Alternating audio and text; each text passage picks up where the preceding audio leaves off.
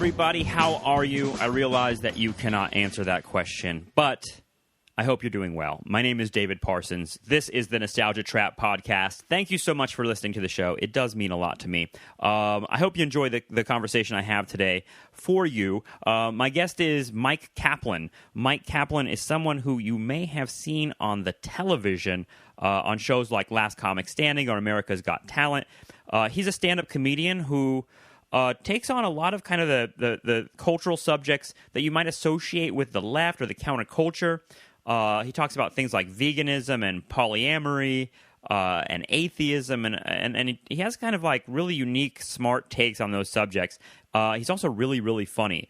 He has some albums up on iTunes and a Netflix special called Small, Dork, and Handsome that I really can't recommend enough. He has a lot of really, really great material, including a joke that I kind of wanted to ask him about. I won't give the bit away, but he has a bit about time travel and Hitler, killing Hitler, that old subject that I think kind of is one of the more masterful takes on that subject.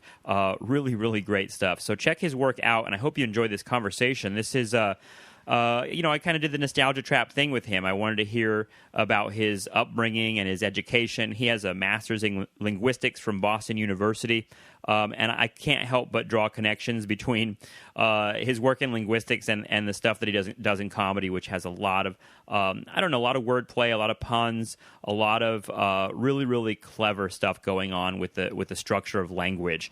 And you'll hear that come out in this interview too. We had a lot of fun batting words back and forth. So I hope you enjoy this talk, and I hope you enjoy all the talks that I bring you on the Nostalgia Trap. They're all available on iTunes. That you can find them on Stitcher, all for free. And if you go to nostalgiatrap.com, all the episodes are there too, along with a donate button. No pressure. But it would be great if you could throw me a few dollars. This is a one-man operation. I don't really feel comfortable putting a Patreon together because I don't produce the show regularly enough to demand a kind of subscription model like that.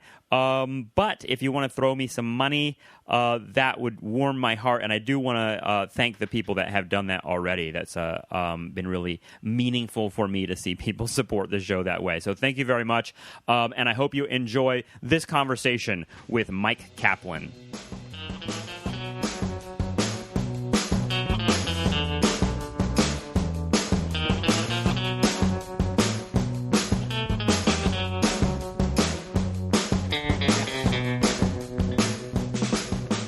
I mean, I did have a goal, a dream of being a performer because my parents were music teachers. I started playing music at age 4, the violin, and I didn't like it, and so that wasn't my plan, but I was made to do it, and so I was, forced to be a good musician against my will until high school when eventually I sort of, could stop, as I was becoming an adult, it became up to me. Like after I left high school, I stopped taking violin lessons, though I did by that point love music because I'd started teaching myself guitar. And so I was enjoying doing that. And in college, I didn't study music, but I did, I joined an a cappella group and a chamber choir and the orchestra for a little bit. And so music is always, now it is a thing that I love because I don't have to and because I was made to when I did have to. But when I started writing songs, that was the thing that if somebody said, what would you like to do, forever, to have any job, if somebody will pay you to do whatever you want, from when I was around like 15-ish is when I started playing the guitar and writing songs, and that was the answer that I would love to do. But because of the way that I thought the world worked, or the things that I saw around me, people grow up and get a job where they go to a place and get a paycheck with insurance and a 401k. And so, and I had that. No one does that anymore. Not at all. It's a weird thing to be normal from before. Right. But, like my father was a specific voice of, when I was in college saying like, I would love to, pursue music. And he's like, well, then also have a backup plan. Will you get, a teaching degree or what, I got a psychology major and thought about getting a counseling degree. But yeah, so I definitely had the back of the mind goal of like, hopefully, like I did in college start performing music. Like I did it sort of at coffee shops and sort of talent shows at summer camp also. And so I was doing the work of like, writing songs and performing them, but I didn't know how to translate that into that becoming a job. What kind of songs were you writing and performing? What's the genre of music that you were playing in? I mean, a fine question. A very standard. I'm assuming it's third wave ska. You got it. I mean, I feel like identity of any kind is such a tricky thing. Like Alan Watts said something about, I think I'll paraphrase because I don't remember, but like trying to categorize yourself is like trying to bite one's own teeth. And so I could say like it was sort of quirky, it was folky, it was like me with acoustic guitar, number one. So you're a singer-songwriter. Singer-songwriter. Right. If that's a genre, then, which is strange because it's just a descriptor of what's happening and who else, like anybody that writes songs and sings, it's such a weird thing. It is. But yes, if that is genre, singer-songwriter. Yes. Yeah. What kind of art do you do? My genre is painting. Painting with colors. I'm a color painter. But yeah, so it was like that, and the kind of music that I was listening to, I think potentially informed, what it sounded like. I listened to mainly in high school and sort of into my early adulthood. I loved Ani DeFranco and They Might Be Giants. Oh, man. God, that brings back memories. So, yeah, I loved them. And so I feel like when I tell people that I like They Might Be Giants and they listen to my music, they're like, oh, okay. Yeah, right, yeah. I wasn't trying to sound like them, but just, I have... Those are influences. Yeah. Yeah, I hear there's like nerd and hippie in there. Sure. Right? Like, sure. With Ani DeFranco being the nerd and They Might Be Giants being the hippies. You have nailed it, of course. I mean, those are things that when I think of Ani DeFranco, I really think of a certain moment in the 1990s that was like, it's vaguely left-wing stuff going on in the air. Oh, sure. But cultural. I mean, how much were you a little fair person? Did you go there? Did you do music festivals, or how much were you into those scenes? I never went to Lilith Fair, but the summer camp that I worked at, which was a performing and creative arts camp in Connecticut called Bucks Rock. The way that I found out about Ani DeFranco was around age 15 or 16. A friend of mine, that the camp took some trips. The kids would go to like the dance. The kids who did dance would go to Jacob's Pillow, or the classical music people would go to Tanglewood, and then they'd take a trip for the other non-classical musicians, or whoever wanted to go, would go to the Falcon Ridge Folk Festival.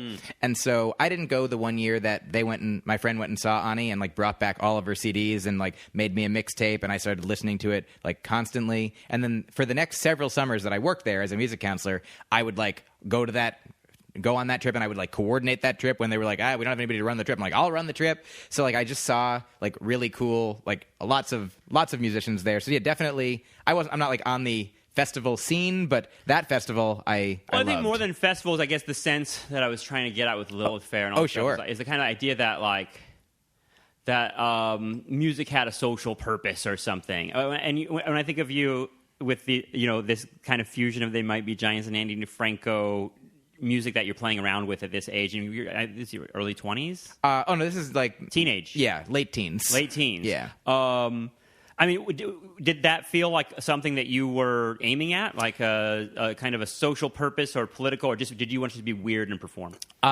More the latter. At the time, I mean, I also I love that Ani DeFranco does have like lyrics that are powerful and political, as well as some that are just sort of beautiful and not particularly more. But at the time, I mean, and I clearly listened to the lyrics, but I feel like partially, maybe I don't know if I can find correlation or causation or whatever, but I mostly, when I start listening to music, I only listen to the music first. Yeah. Like the lyrics are sort of just like word art, you know what I mean? It's like, the sounds, like I could listen to hip hop. Like I know full like Cypress Hill songs from the first cassette that I got of them when I was 12, and I could like tell you the whole song at the time without knowing anything about. I'm like, this is about guns and drugs. Right, I didn't even right. I like sounds that sound the same. That's incredible though. I mean, that's kind of a amazing thing about music and kind of an entryway into like how people listen to music is that you don't need that. I mean, for instance, you can be like there were a lot of Republicans that like Rage Against the Machine. Sure. Because it just rocks, and they really like it goes into your rap brain. metal. Yeah, it makes your brain feel like, I mean, music is magical.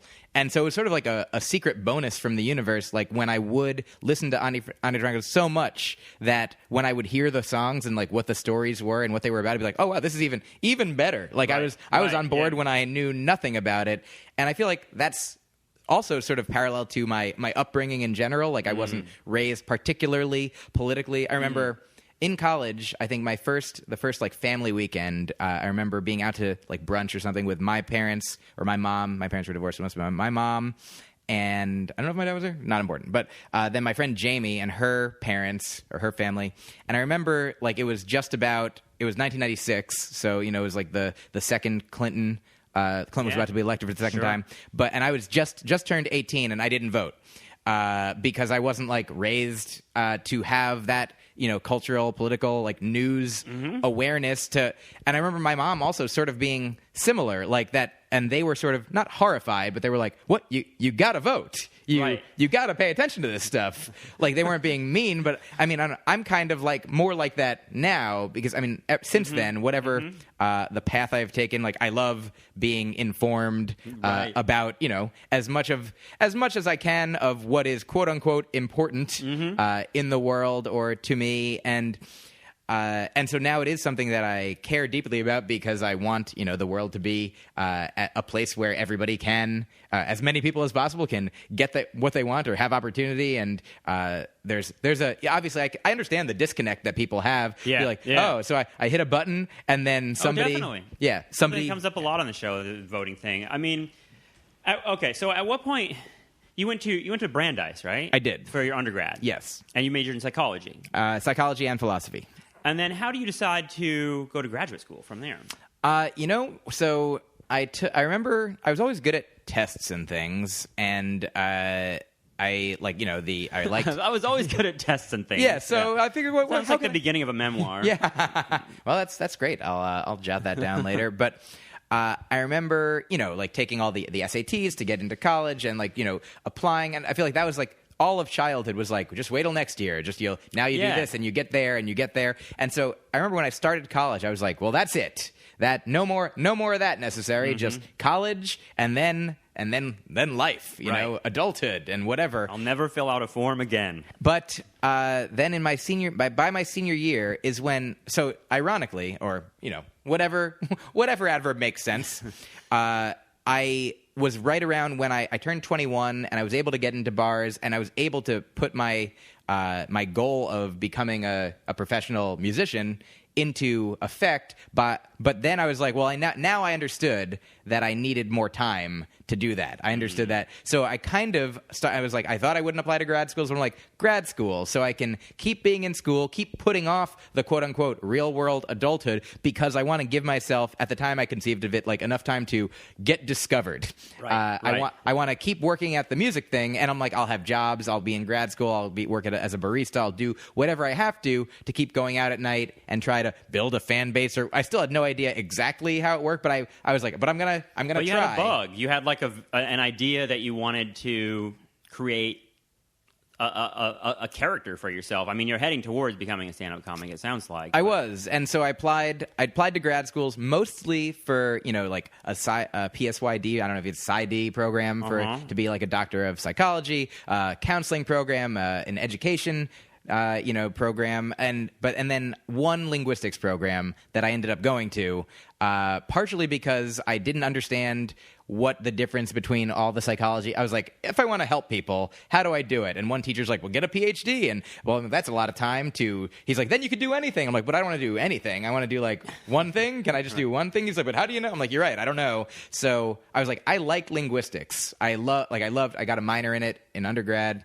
And I was just like, I loved all the classes. So I'm like, I'll keep learning about that. And maybe obviously it's a field of study. Maybe there are jobs. Maybe maybe whatever. But I was like, the job in linguistics was secondary to the idea of I'll learn a thing that's cool. I was able to, at Boston University, where I got that degree, to immediately become a resident assistant. Yeah. So I could live and not have to pay rent, and I got a little stipend eventually as well. So for the years I was there, I was basically just paying to be a student, which turned out to be much cheaper than rent would have been. Yeah. I had, odd jobs as I needed, working at the Barnes & Noble Cafe, working summer camps over the summer, and then I finally did get a linguistics job. What is a linguistics job? Great question. So, because when I think of Boston and I think of linguistics, I think of Noam Chomsky. Sure. And that's the only thing I know. Well, you've reached the end of my knowledge of linguistics. You're absolutely right. I became Noam Chomsky. It's just like the Dread Pirate Roberts. Every once in a while, Noam Chomsky gets tired and retires, and then is like, "You will be Noam Chomsky from now on." What actually happened was, I hope that scenario is true. By the way, oh, it's 100% true. But also, in an alternate reality, here's what I imagine could have happened. Is at BU in the linguistics program, we would be on a mailing list that every week we would get, everybody in the department would get like job openings, and they were usually around the world for like, hey, we're looking for a linguistics professor in Sweden, or we're looking for, something like that, and things that I wasn't qualified for because I just started the program. But then like one day, an email came and was like, we're looking in Cambridge, Massachusetts, which is, accessible by public transportation from where I live. Around the corner. Just a couple miles away across the river. A company called BBN Technologies. They're like, we're looking for linguistic annotators. And they're like, you don't need a degree, and you don't really need anything. We just like come in for an interview, and we'll like give you a little sort of test of. We'll show you what we do and see if it's a fit for what your skills are. And they're like, if you have if you've taken a syntax class, that's great. I'm like, I've taken a couple syntax classes, and so I went there, and so they were a technology company that's been around for decades. Like they analyzed the Kennedy shooting acoustic recordings, like to determine that I think they're like 50-50. It was lone gunman. I like the electric recording better. Oh yeah. I think there's more acoustics heat in that version. And they worked on in other departments while the various Middle East or like Iraq wars were going on. They worked on technology to help determine which direction sniper bullets were coming from. Wow. By sort of triangulating this. Oh, if that sound's coming from here and this one comes from here, they're like bang bang, and they're like, okay, great. Now look out in that direction. And I think they invented or created. Yeah, that's the one. They didn't discover the internet, but they invented a thing called the ARPANET, which was one of the first versions, maybe the first of the internet, like in the late '60s, I think. And so the department I was working in was the speech and language department, where when I started, it was just after 9/11, and we were analyzing just a bunch of like up-to-date like news stories coming in from the war that was going on in Afghanistan. It was so a lot of documents that we were like sort of to annotate with different categories to basically train computers how to process language like humans could. Oh my God. So the kind of like the way that now Google is better at answering questions than Ask Jeeves was. So it learns by heuristics and algorithms that.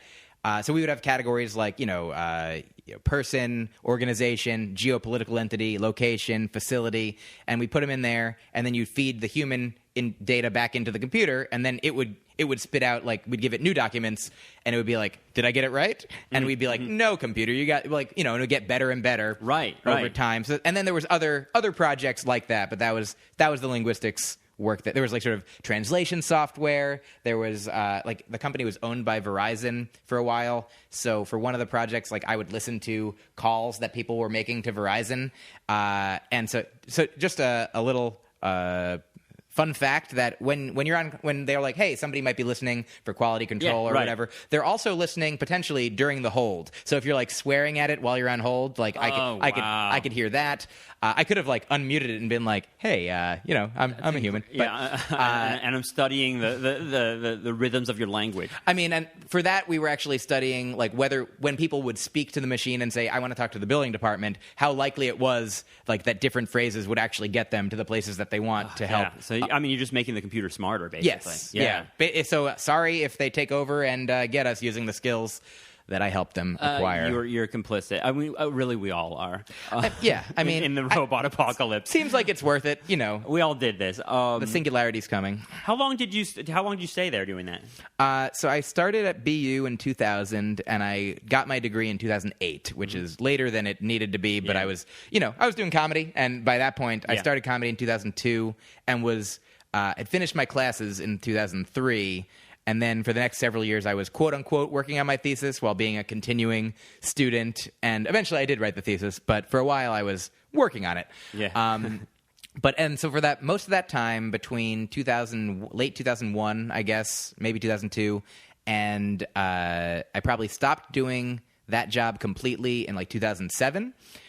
Because that was right around when I realized when I was being able to make my living from comedy. Awesome. So I want to talk a little bit about that because, when I think about linguistics, your comedy has a lot of wordplay in it. Your comedy is a lot. I don't know what you're referring to, but go on. I'll allow it. Is that something that was there from the beginning when you were doing open mics?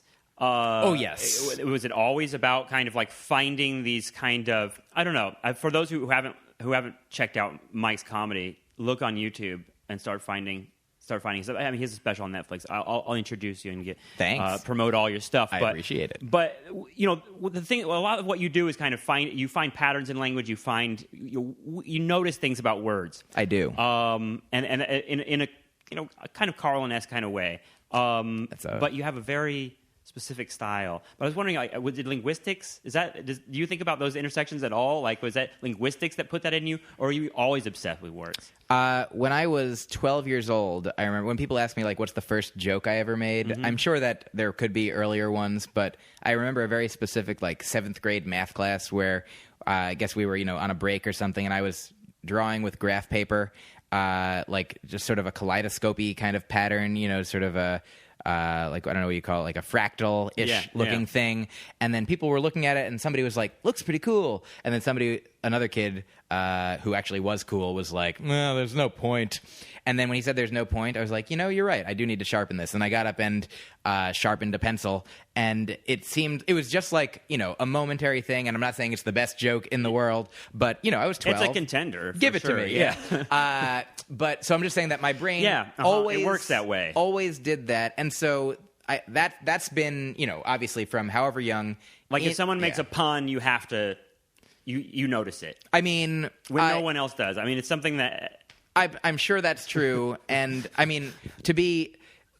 At the time, like when I started, so that was when I was 12. I started doing comedy when I was 24, and like those were a lot of the kinds of things that I was just coming up with because they were the things that my brain did. And I was like, oh, this is fun for me. Maybe it'll be fun for other people. It would take me years to know that not all of them are fun for all the people. Sure. And so you're welcome for all of the ones that I think I write down thousands. I think of thousands for every couple that actually make it. But yeah, so I think do you put them on like an iPhone note or something like that? Do you just constantly write stuff down and then come back to it later? Pre iPhone, yeah. I've been doing comedy since before I had one, and I've always had an Olympus digital recorder, and I still use that. So you speak them? Yes. Yeah. I start by speaking it, and then when it's full, I write them into my notebook, and when the notebook's full, I type it into my computer. Wow. And so, so linguistics was sort of like twin, sort of pathways moving forward of like, why is your comedy like this? Is it from linguistics? Why is linguistics like that? Did it influence, is it they both are sort of symptoms of, the beautiful disease inside me. Yeah. I mean, does that ever... I'm a person like that too. I notice a lot of word stuff, and it's sometimes it's caused like social problem because it's like I want to bring up the pun all the time, and it's like that's not popular. I mean, a lot of people are like roll their eyes at that kind of stuff. That's why what I wanted to ask you is kind of like, how do you take the pun? At what point did you realize that you could take that wordplay and kind of finesse it into something that's more of a joke that you present on stage? I mean, I guess I didn't think about it at all. And like in the beginning, I think, to start doing comedy, you need some combination of delusional self-confidence that even if delusional self-confidence plus mixed with some combination of self-awareness to know that you either need to have so much confidence that you don't even know that you're horrible, Right. or you need to have a knowledge that you're horrible, but enough confidence to know that you have something in you that could get better, that you can, and you can hopefully build those both up as you move. Yeah. Oh yeah, and eventually, as your skills improve, then probably your delusional self-confidence decreases. But then it gets replenished with some actual, reasonable self-confidence. And so that sort of happened. But in the beginning, I was definitely just like, I can do this. I was sort of artificially able to enjoy what I was doing because, I was enjoying it not artificially, but I was sort of buttressed by the fact that I was starting out from music. I would go, right. And some of the songs were funny, because I started as a musician, so I would go to a comedy club, and if I went to an open mic, I would do a few minutes of jokes, knowing that, most of them wouldn't be well received, just because I guess that was another thing that I hadn't thought of. When you start doing comedy in general, you're not good. You don't know what you're doing. Mm-hmm. Maybe you have good ideas, but you don't know how to present them. Mm-hmm. There's some people that are great from the get-go, but it's much more common to not be great. And It takes a lot of practice, it seems like. And you have to learn, because, I played the violin since I was 4. It was awful, but nobody had to hear it until Right. I was doing a recital and I was all practiced. But you have to practice comedy in front of people, so people see you fail repeatedly, and still, even as a professional, who's been doing it years and years, anybody will tell you, you try a new idea, you don't know until an audience tells you how good it is. So the fact that most people don't like puns, if that's all I was doing when I started, it doesn't matter if I was doing stuff that was great, philosophical, material full of integrity. I was still starting out, and it probably wouldn't have been funny to anybody no matter what. So, you started in Boston? I did. In open. That's kind of a legendarily rough scene, isn't it? It seems like, when I think about you as a personality and you as what your comedy is. Sure. Was it hard for you in those scenes? Those scenes seem like I'm terrified of going on stage in a place like that. Well, the good news is they're just as terrified of you. That's not true. They're scary. I think here's the thing: is that there were sort of two. There's a sort of a dichotomy of the Boston scene and the Cambridge scene, where I started at a place. And you would do everything. You would go to all the places. You'd try to get eventually the goal would be to get work, in the rooms outside of Boston. That would pay you money to go to these potential, places comparing, you'd be performing for blue collar towns, you'd be performing for Harvard students, you'd be performing for tourists, in the Quincy Market area, you'd be performing for just locals wherever. It was sort of like New York, when people how are New York audiences? They're all there. There's no such thing. Right. There's people in Brooklyn, there's people in Queens, there's people, obviously the people from all over the world. Yeah. And some people aren't speaking English, And so Boston even was just Manhattan. It seems like there's a circuit of comedy clubs that are very different. Oh yeah, depending on where uptown, you're- downtown. Right. Yeah. Just each club has its own, feel and vibe and whatnot. Feel and vibe, totally different things. And so yeah, I would say Boston. The Boston scene was sort of a microcosm. It was a little version of that, Right, where right. there were all. So you would. The goal would be to, if you had a joke work in Cambridge, hopefully it also works in Boston, but then eventually you have some things. The goal is to not become, maybe for some people they're I want to perform for everybody, but nobody, even, Carlin's not for everybody. Sure. No, the best people aren't. Eventually you get to a place where people are coming out to see you because they like you, so you don't. It'd be great to be for more people but eventually if everybody who likes you is coming to see you, Right. Yeah. Who needs that? and it's hard to get in, You need a puppet to be able to get to that level, I think. It certainly, there's plenty of people with puppets who aren't at that level as well. But point taken. So to answer your question though, I definitely was more at home in the Harvard Square, closer to MIT, closer to because I was still a college student. I still felt like a college student. I was in grad school, but still, just a few years out of college. And so I felt these are my people who are, if it was a college audience, it'd be people who are used to sitting down and listening and raising their hand if they wanted to say something. Right. But then also, so I definitely was more scared of the Boston, the South Boston, Good Will Hunting style. Yeah, that's my stereotypical vision of the drunk hecklers and like also just like a hyper.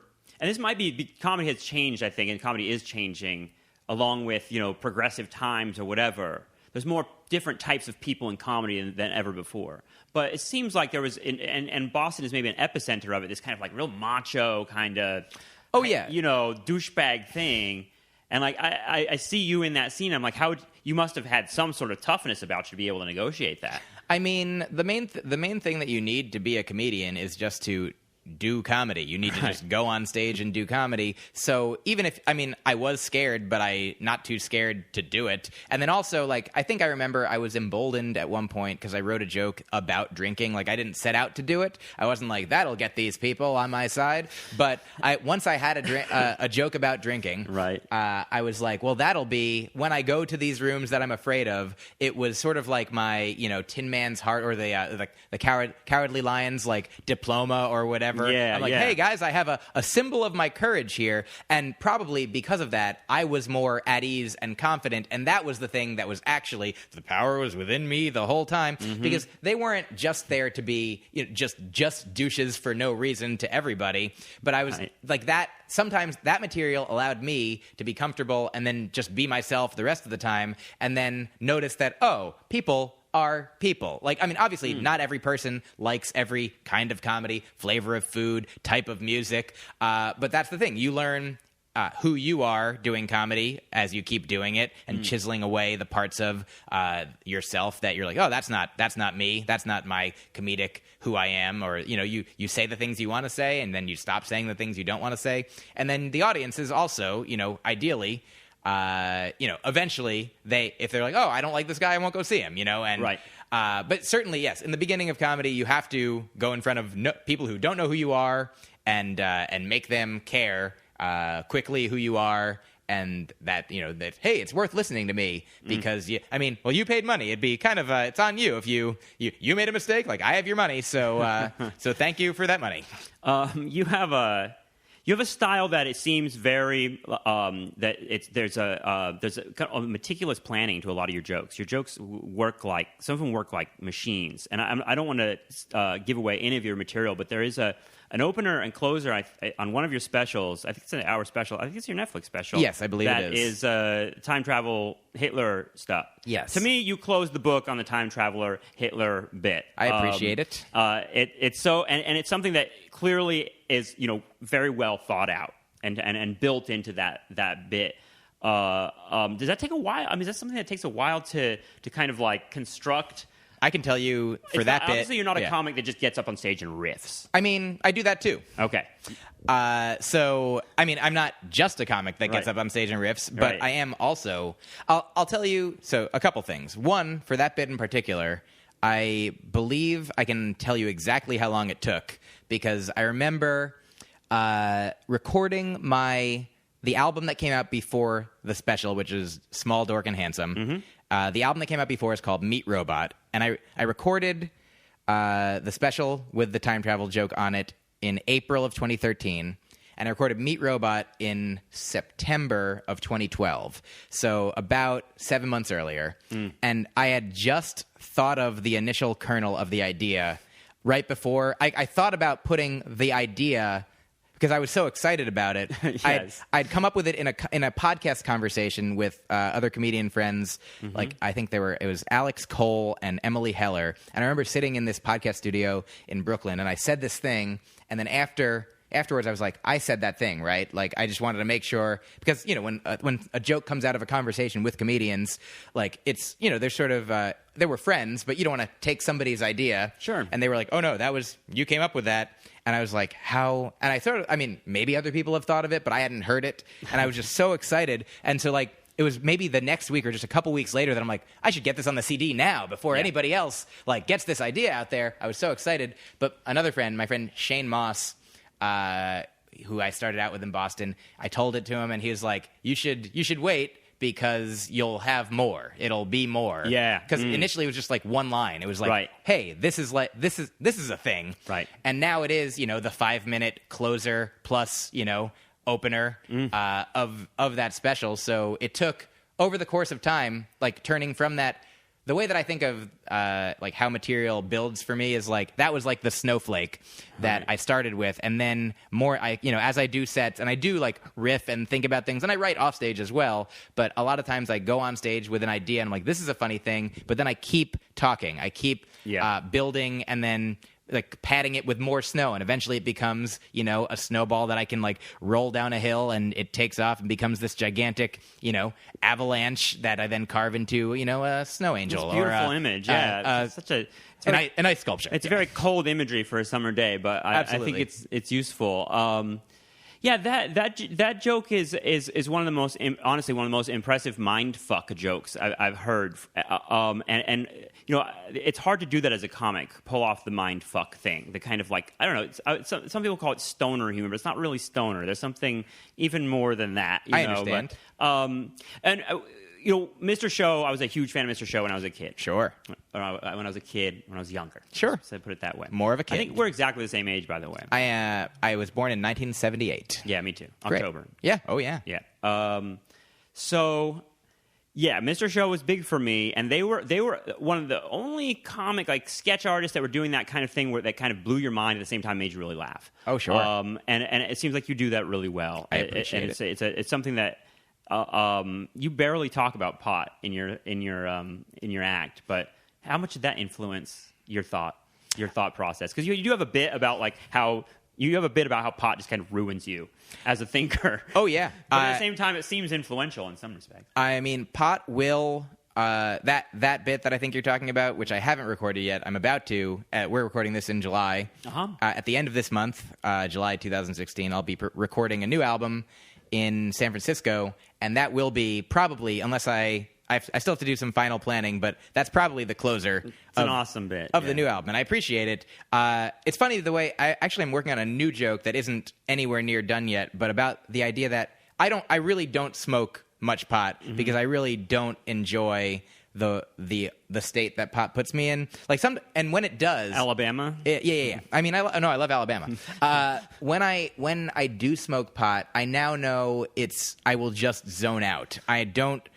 The most recent time that I tried to like write material while on pot was I was on a plane and I had eaten like an edible, vegan pot chocolate, and those are great Brooklyn words. Oh yeah, that's born and raised is where that pot came from, not me. But I ate it, before getting to the airport, and it like hit me right when I got on the plane. And I wanted to. Here's the thing: I like mushrooms as an example of like I started doing pot for the first time when I was 24 is when I first smoked pot, and I didn't love it. And then probably like the next year, I learned what mushrooms were and could be, and I'm like, oh, that's my thing. So I did them not super often, but just maybe a couple times a year. And when I did mushrooms, that would make my brain like focus and create and get in touch with whatever flow state the universe ran through me at the time, and would come up with I'd come away with my recorder that had like 64 new ideas that weren't all jokes. Like some of them were like, oh yeah, this is the way to live, or this is a universal truth for me, or like I'm Jesus or whatever. Advice to yourself from God. Yeah. Exactly. Or advice to God from myself. Right, like, keep it up, except for some of it. And I mean, we're all a part of it. So mushrooms are very linguistic-y drugs. I feel like they just blew out words all the time whenever I was on mushrooms. Those are my memories, are like very wordy, very and more noticing the puns even more. That sounds fair. I mean, I would also say that probably everybody's brain reacts differently to different substances, because I know people who do smoke pot and then are creative because of it. Yeah. But for me, it was never like that. It would always like dull it. And so the thing that I was trying to do on the plane, like I could have just zoned out and probably enjoyed being high on the plane, maybe. But what happened instead was I wanted to sort of take notes. So I kept like a pot diary on the plane, and I'm like, the difference that I noticed between, and I did come up with some things that I think are funny, but I didn't know that they were funny at the time. And that was the difference between pot and mushrooms for me, was when I'm on mushrooms, I'm like super confident that this is an interesting, important idea. And when I was on pot, I was like, I'm just like a little kid, and I have no idea what I'm doing, and I'm just going to jot this down, and big brother me, older later, will have the ability and the job of going through all this and being like, was it worth it? Yeah. And ultimately, my answer now, I'll say for the first time, is no. So pot as a creative machine for me is definitely not the thing. Whereas also, it's interesting though. I didn't even realize that the first time I smoked pot was when I first started doing comedy. But I was like, no thanks to pot, yes thanks to comedy. Mushrooms, you're helpful, but not necessary. I don't alter my state that much. Like other than the past 2 years now, I've started doing ayahuasca ceremonies. Really? Oh yeah. Wow. Here in Brooklyn, here in New York? And other places. I went to Peru this year also, and I've done them in LA. But yeah, so that became a thing that's certainly not quote unquote for comedy by any means. It's like really? That's not why. I mean, I'm not saying that I don't come up with thoughts that I use in comedy or for my comedy, but the main reason to do it is like self work, becoming more, learning it seems about. Like you become a better comic though, just by virtue of doing that self work though. I think the goal is to become better at being myself, and myself is a human and a comedian. So I think that a rising tide, raises all boats. So the boats of ayahuasca and comedy together. I think, in this case, I think together. the ayahuasca is the tide, and me as a human and me as a comedian are the boats. And definitely, so it's useful. It's a valuable experience that, is challenging and beautiful, and just this, even if here's the thing. I could at some point decide I'm not going to do comedy anymore. Like, I could get back into music and be like, that's what I'm doing. I mean, I still, not that I have to choose. I am. Yeah. I record music. I play music. I do comedy. Like, have ideas for books. You're on the things. polymath circuit. Yes. I enjoy poly stuff. I enjoy math stuff. And, so that is a thing that now is like sort of the main way that my brain changes from what it is into everything. I didn't know that. That's about you, that you were in part a psychedelic warrior. I mean, I'm more of a, whatever the peace word for warrior is. Yeah. I'm a peaceful warrior. I love that. One of the things you talk about in your comedy is veganism. I do. When comics talk about veganism, generally they don't talk about liking it. I feel like it's one. I've seen a lot of stand-up comedy here in Brooklyn that does. They do a lot of the same jokes. A lot of stuff about the Park Slope Food Co-op, and a lot of these kinds of. And veganism is often the butt of a joke in America. So you've turned that around, and you kind of like play with that a little bit in your comedy. How does being a vegan kind of play out in your comedy, and what kind of pushback do you get from that? I mean, good question. And I'll say this: people hate vegans. Sure. And my personal feeling about it, before we get started, is that there is a disproportionate and weirdly disproportionate hatred of vegans to what vegans are. Like, it's just an odd thing to me that people hate vegans so much. I'll say firstly why I think that is. I can't know everyone's heart and mind, but I mean, part of it is there are, at least stereotypically, even if not the majority, certainly not the majority, but there are people will point to the very idea of like the annoying vegan who like frowns at you when you go to put a burger in your mouth in front of them, and lectures you and tells you that you're doing the wrong thing and makes you feel bad. And they're like, hey, I'm not trying to make you feel bad. I mean, until now, after you did to me. And that is like the vast minority, because most vegans, like some people, the standard joke about vegans is like, how do you know someone's a vegan? They'll tell you, which at this point I don't even know why, because that it's such the fallacy of that joke is like, what about the vegans that don't tell you? You don't there's every vegan I know that's told me is a vegan. Right. I'm like, it's just a complete, there's so many secret vegans not telling you because they don't want your judgment, and because they just want to live the life the way that they want in order to not contribute to the environmental problems caused, not contribute to their health problems, not contribute to the ethical problems they see, like all those things.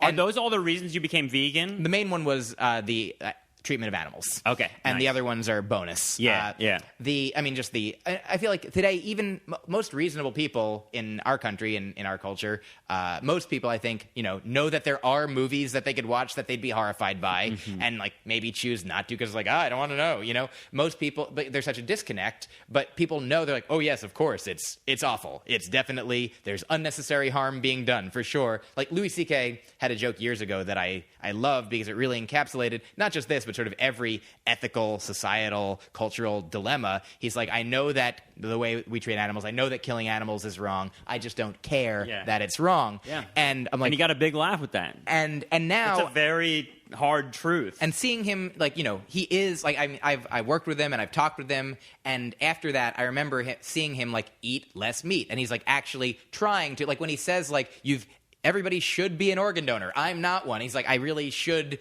He's like, so actually, not just having ethics be a thing like, an ideal that's a utopian thing that's a separate dimension from, your actual practical life, especially like ethics when it has to be practiced. Like that's the point of ethics is not to be like, here's what we should do, not what we do.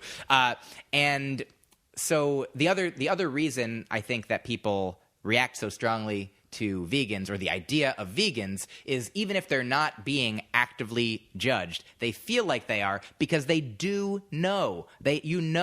On the inside, like when you know what's happening, you know the system that you are, like it's not your fault that the system is started because it's been there for years, decades, like since the Industrial Revolution at least. I mean, obviously people have been eating animals for long times, but it's only recently that the efficiency with which they're being treated so horrendously, so and it's not like, well, the factory food system is degrading everybody involved in it for sure.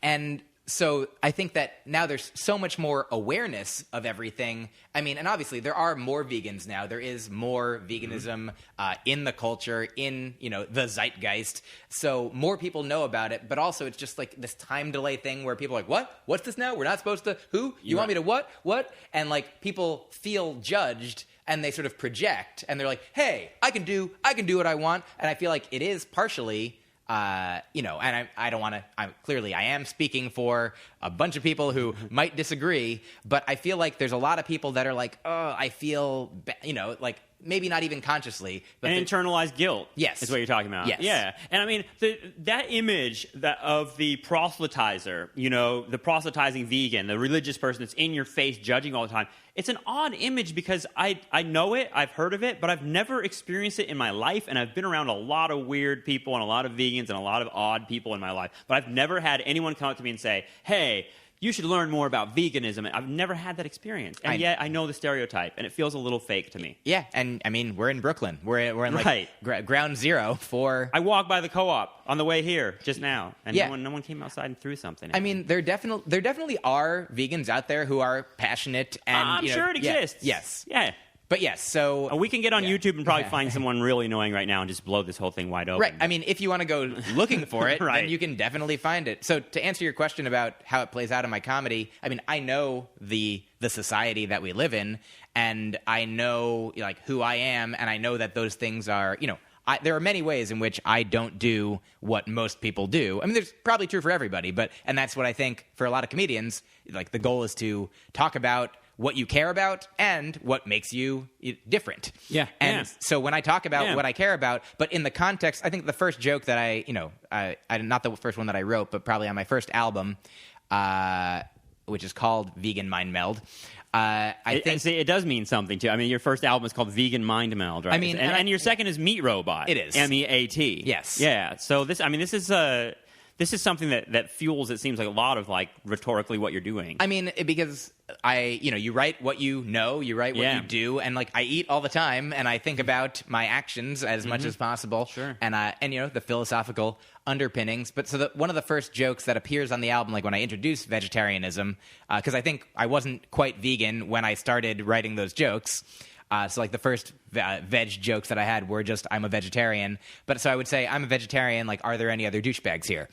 Right, nice. And so that would, I think the goal of that was to, and this is the thing that I aim to capture as much as possible, like especially when I'm talking about things that I know if I'm like, I'm a vegetarian, and then just go on forward without that second part, people might clench, people might have the reaction that they have. Mm-hmm. But so number one, if I'm performing for people who are vegetarians, then they'll be like, hooray. And then if I'm performing for people who are like going to be like, hey, like then the second thing like puts them at ease. They're like, oh, he knows, he gets it. He's on board with the thing that, he understands me disliking him. It seems like a smart comedic strategy to kind of anticipate a little bit of what they're going to project onto you and cut them off.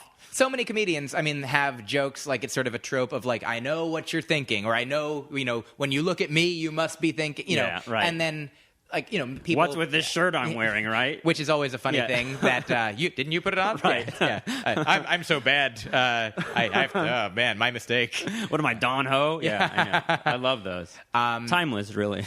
Yeah. So with things like with that, or with non-monogamy, or with not wanting kids, which is what I'm talking about mostly in my next special. I watched you do that a bit. I watched a bunch of your bits this week to refresh my memory. Sure. Thanks. And also entertain myself because you're really, really funny. But you have you have some stuff about. We're a lot alike in the way we think about cultural stuff, and the stuff you do about not wanting kids and monogamy. It seems like that's stuff that. And, veganism, all this stuff is very intimate to people. Like, people feel intimately about this, right? You're talking about things that, like, wait a second, I have kids. Am I being made fun of here? Like, I'm an asshole for having kids? But you anticipate that stuff well. I think you kind of know that that's going to be somewhat unpopular to say. Oh, yeah.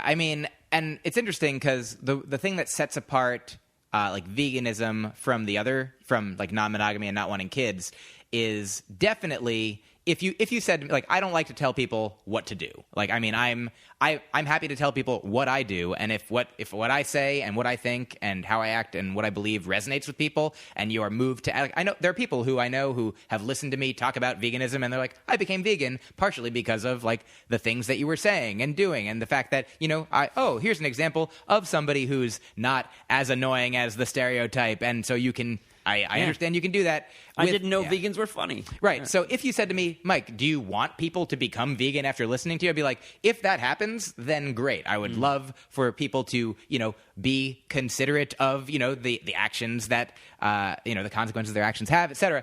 And whatever the case is, be more mindful in general. And but I'm not saying that has to happen. But definitely, when I talk about not wanting kids, like if you said, do you want everybody to not want kids? I'm like, 100% no. Like, I do want, if you don't want, like, I want people to not just blindly take what society's like, here's what we do. Like, if you want kids and you have kids, like, absolutely. If you want monogamy, by all means, have monogamy. Right. But there are certainly people out there who are, under sort of not society's brainwashing, but just like, they're like, oh, well, I was like it too. I grew up. And like, I guess I'll probably get married to one person and have a kid, and or more, and then eventually I was like, oh no, I did get married. It stopped, and I was like, oh yeah, it stopped. Yeah, the marriage stopped. We stopped it. Right. It was our doing, our choice. But I was like, and I also could change my mind about kids. Like one of the.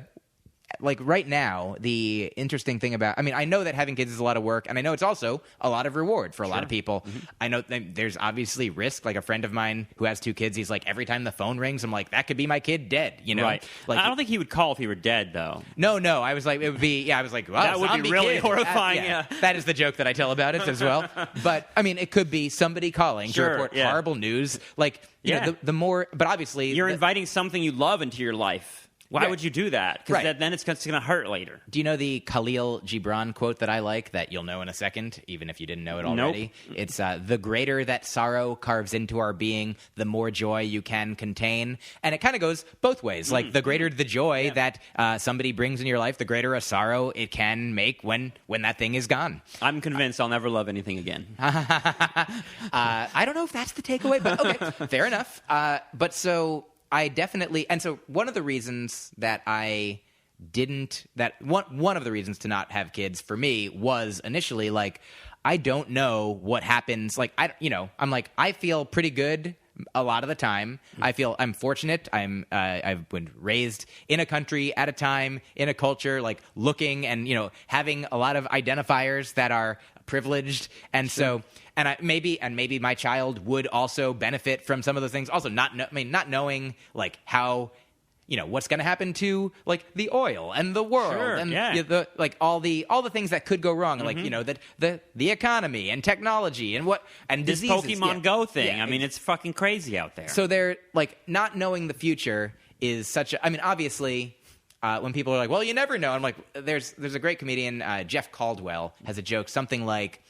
My wife and I are in our 40s, and we haven't had kids. And people are like, when are you gonna have kids? And I'm like, oh, we just can't really afford it right now. It's like, you can never afford it. He's like, that's what I'm saying. Yeah, right. You can't take my tone and change it and mean something else.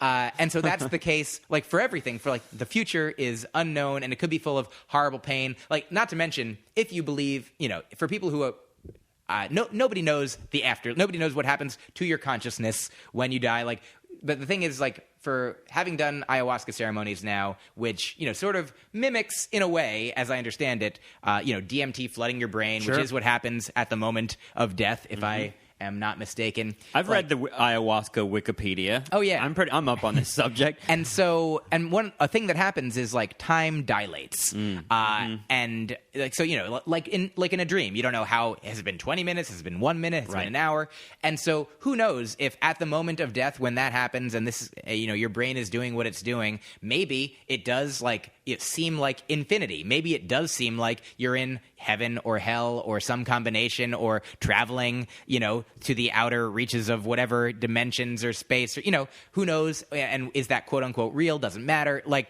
and so the idea that I have different ideas now about, what happens to the body, to the, consciousness, electricity, when, obviously I don't remember, anything before I was born. I mean, maybe not obviously, but I don't. I'll tell you for now, I'm pretty sure I don't know what was going on. And it seems like this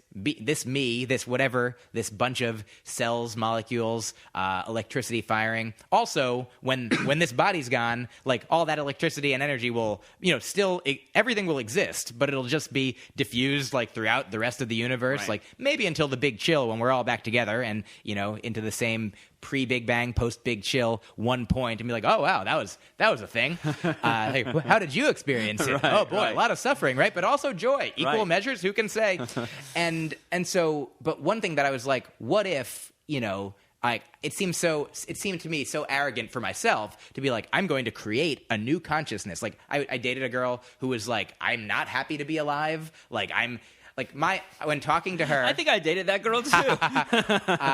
and I remember like I have this thing where like my, it's sort of a life philosophy that I came up with about like pennies on the ground. And some people are like, if you see a penny, it's good luck, pick it up. And some people are like, oh no, only if it's heads up. You don't want to pick up a not heads up penny. Like, oh, it's got to be a heads up penny for good luck. I don't know if you've heard that, but so there's like these sort of religious wars on a very low stakes thing of like, no, the only the heads up penny. But for me, I'm like, hey, luck I don't think works that way. So if a penny makes you happy, then pick it up and it's a penny. Sure. And if it makes you even happier that it's heads up, then great. Bonus, good luck for you.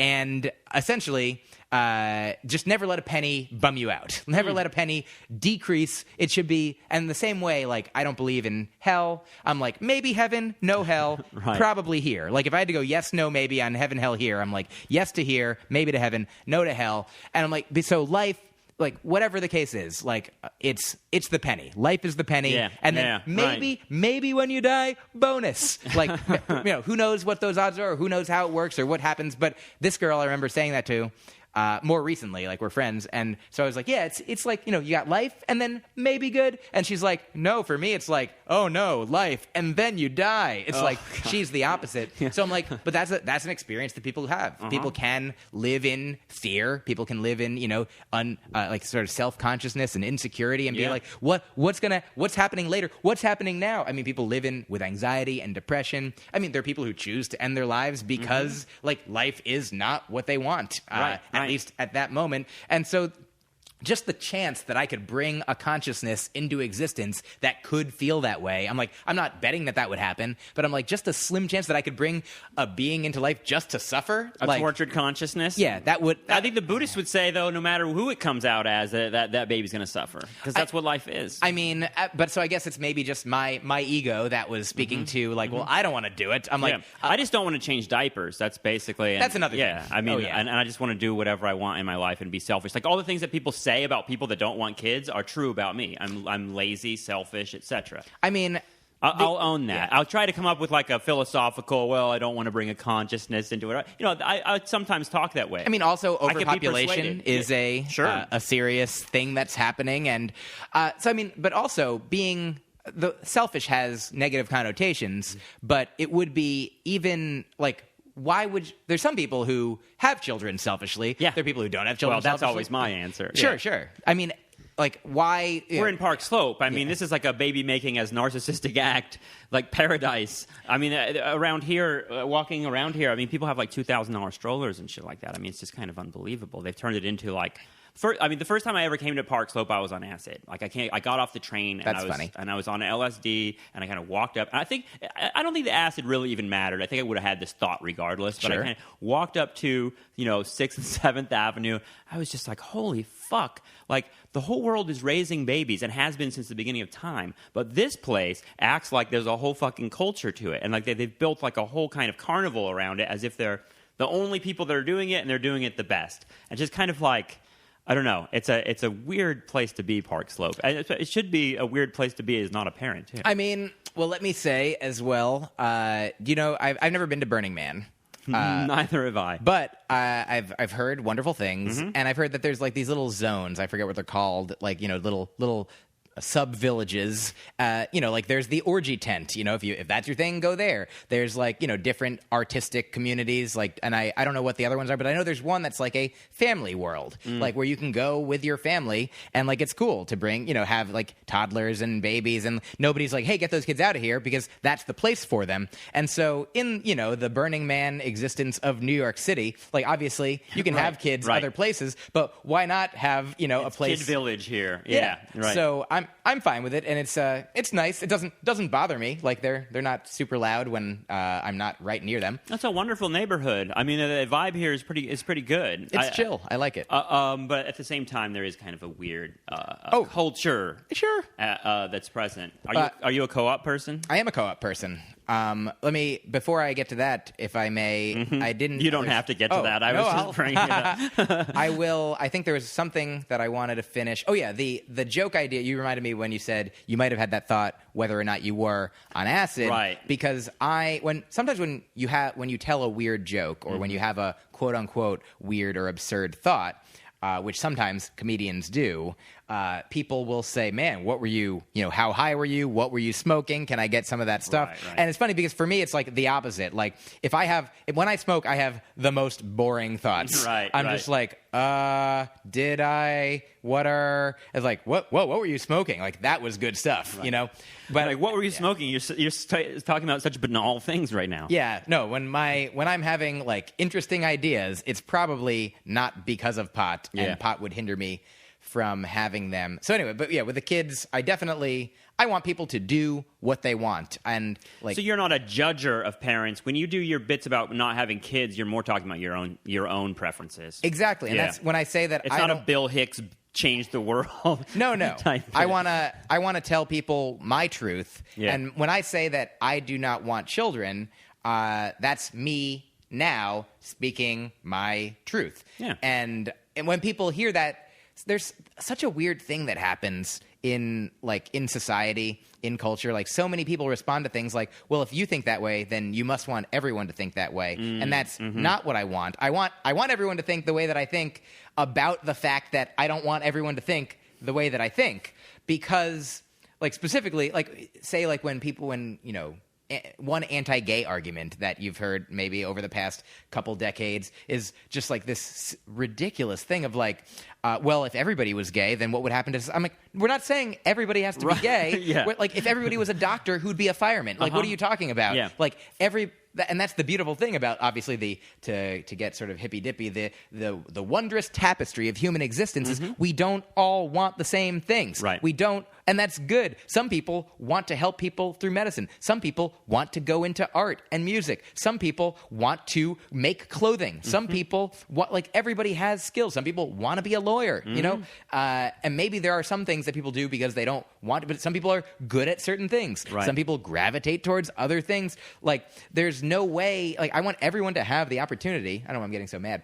I'm just, like, angry at this. Yeah, you're so riled up right now. Hypothetical person who really, you know, people who make these arguments like, well, if everybody, you know, like, everybody's not. Right. I mean, if everybody didn't have kids, I'm like, I'm not saying everybody don't, but then if everybody doesn't want to have kids, then don't have kids. It feels like the fight that happens on social media a lot because people just post like their random thoughts about whatever subject, and it becomes all of a sudden the raw material of these arguments about like.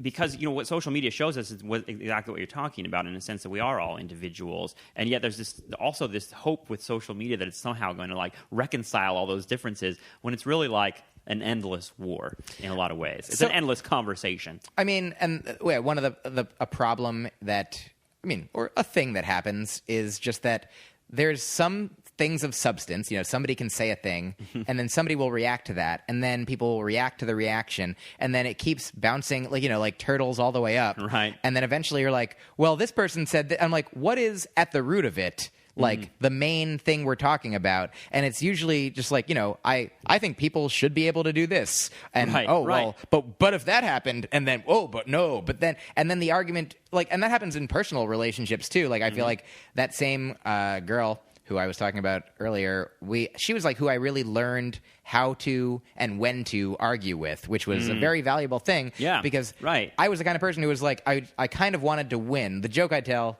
about it sometimes is like, we would argue so much that I would even forget, you know, we would forget the point that we were arguing about. Yes. Now we're just arguing to be like, we're not going to finish until one of us is right and both of us are sad. And like, I now understand that, like, describes Twitter essentially. Sure. Yeah. And I mean, you can just, I still have to relearn this and reteach myself that you don't have to respond to everything. Like, I'm sort of a, you know, I don't have, clinical obsessive compulsive disorder, but I certainly, you know, if you look at, like, say they're like, if you have these 9 things, if you have like 5 of the 9 things, you've got it. I probably got a couple of them. Sure. I probably, you know, like, I like to not have the quote unquote last word. Like, I remember emailing with, I think, either a friend or a fan. It must have been a fan who had said a thing to me, and I'd write back, and then she'd write back, and I'd keep writing back because when a thing's in my inbox, I want to get it out of my inbox. Right. But she would then eventually say, she's like, I'll always write back. So if you want to stop, you have to not write back. Right. And I'm like, well, I'm like that too. But eventually I was like, you know, this is certainly not how I want to spend, you know, the way we spend our emails is the way we spend our lives. Well, yeah. I mean, I think it's an important thing. It's like that you just said. It's kind of like learning when to have the argument and when it's not worth it. And in an era when you're basically asked to have an argument at any moment, like I could get on my phone right now and there's 5,000 opportunities to have an argument with someone. Really, that maybe it's better to kind of like let that space open up in your mind a little bit, to use the kind of like meditation language that there doesn't need to be a kind of argument about every single point of every issue. And you can't. You, like, the same way that it was calming for me once I learned that every bit of, like, every TV show and every movie was potentially available to me at all times. Right. I'm like, well, I know that I can't watch them all, so now I get to be actually selective about what ones I do want to spend in my little the limited time that I have as this entity in this time on this planet. And so similarly, like, for arguments as well, like a friend of mine was like, I posted something about, and he wrote back a joke, and then we had like a fake argument, and somebody was like, and that's how you argue on the internet with somebody that you respect. And then he was like, oh, but it's sometimes fun to argue with people that you don't respect or that don't respect you. And I'm like, I 100% if somebody's like not going to listen, not going to care, not going to respect, if they're just like yelling into the void, then I'm gonna, like, I took Tai Chi lessons for a little while. I'm just gonna like step out of the way and let their energy like carry them past and into whatever hole they want to fall into. Yeah, that's great. That's great advice. I mean, it's almost like, I mean, Fox News and cable news trained us to that, like, get into this like screaming mode of like, and everything is answered and everything is dragged into this kind of like, I just did, endless ping pong. A friend of mine, Chris Duffy, is a very funny comedian and wonderful human, and he just we did the first of hopefully what will be a series of events called Undebates, where it was he moderated, and in this one I argued or advocated for the position of non-monogamy, and then our friend Rachel, an improviser and comedian, etc., she was advocating for the side of monogamy. And the goal of it was not to convince each other, but to, find a place of understanding, common ground, like learn about... But this is also a show, right? Like, yes. Like you're making people laugh during this too, right? I mean, hopefully. Yes. I mean, certainly because of who we are, like sometimes... Right. But it wasn't that we were, preparing like bang, material, bang, bang, jokes. Like, I mean, I did record it so that I could see like, oh, I did come up with some new funny ways to express the positions that I do, like, literally 100% believe in, which is like sort of looping back to a thing that you asked earlier about, like, my comedy did start out mostly as like, this is a funny sounding thing. Yeah, right. These words could go in this order to produce joy from people. Let's go say them into a microphone. Yeah. And sometimes that is what I do have